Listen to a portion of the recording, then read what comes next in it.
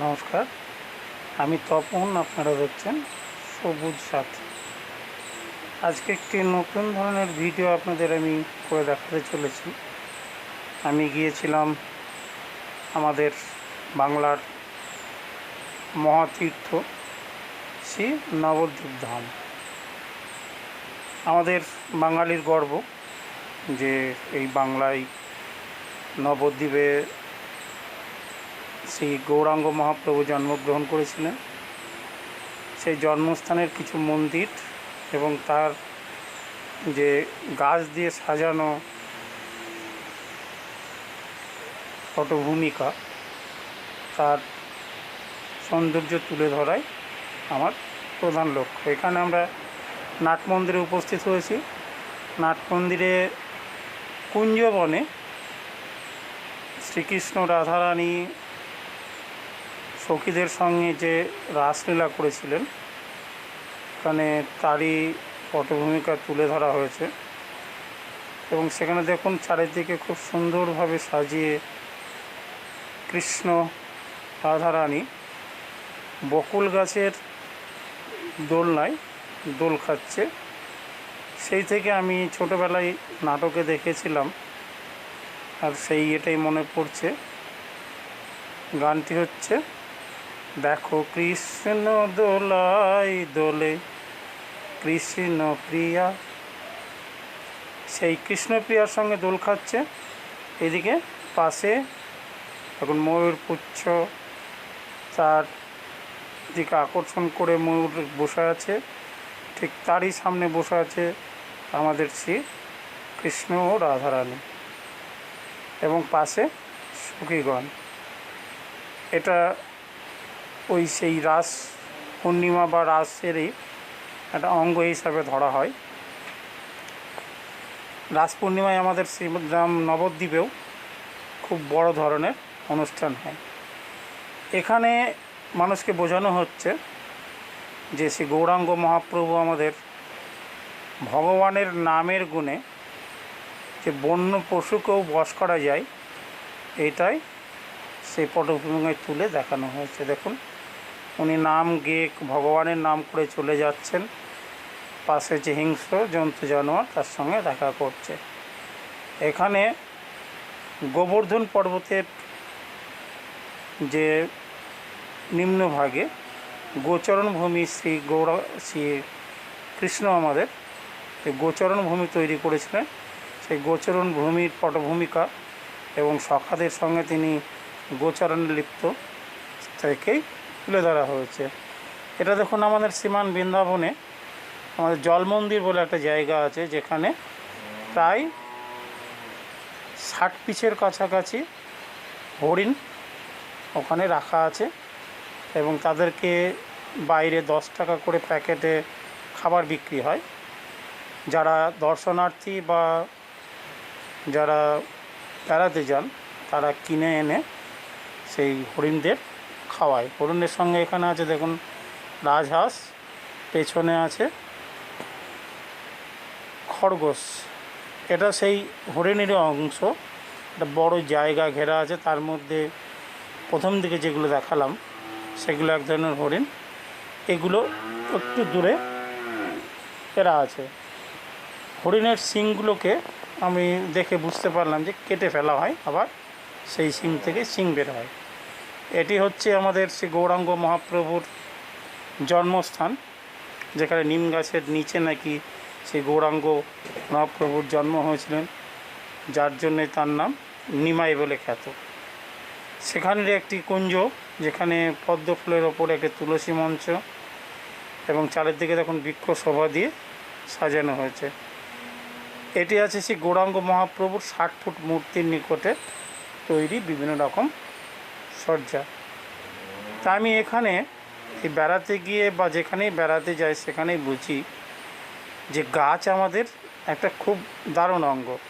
এখানে দেখুন সৌন্দর্যকে আরও স্ফুটিত করার জন্য চারিদিকে বিভিন্ন রকম গাছের শোভা বর্তমান। তাই গাছ লাগানো আমাদের বিশেষ প্রয়োজন। এখানে তুলে ধরা হয়েছে আপনার কালিয়া নাগ দমন। দেখুন কালিয়া নাগের মাথায় আমাদের শ্রীকৃষ্ণ নৃত্য করছে এবং তার পাশে কালিয়া নাগের দুই স্ত্রী বর্তমান। এখানে একটি হাতি বা হস্তিকে ধরেছিল কুমিরে, এবং তখন শ্রী নারায়ণ, প্রভু নারায়ণ সুদর্শন চক্র দিয়ে কুমিরের গলাটা কেটে দিয়েছিল। আর এটি দেখুন, যখন নারায়ণকে শ্রীকৃষ্ণকে মথুরা থেকে বৃন্দাবনে নিয়ে যাওয়া, নবদ্বীপে নিয়ে আসা হয়েছিল, বা বৃন্দাবনে নিয়ে যাওয়া হয়েছিল, ভুল বললাম, তখনই যে বৃষ্টি বাদলের মধ্যে আমাদের বাসুদেব মাথায় করে নিয়ে যাচ্ছিলেন, তখনই শেষনাগ তার উপরে ফণা তুলে ধরেছিল, তারই একটি পটভূমিকা। এখানে একটি গুহাপথ, এই গুহাপথের ভিতর দিয়ে আমরা আস্তে আস্তে এগিয়ে যাব। এই গুহাপথের ভিতরে খুব সুন্দর একটি সৌন্দর্য তৈরি করা হয়েছে। দেখুন আস্তে আস্তে আমরা গুহাপথ দিয়ে এগিয়ে যাচ্ছি সামনে। যেখানে আমরা সামনে গুহাপথে দেখি খুব সুন্দর বিভিন্ন রকম লাইট সজ্জা এবং পাথর দিয়ে তৈরি। আস্তে আস্তে গুহাপথটা বেশ অনেকটাই বড়।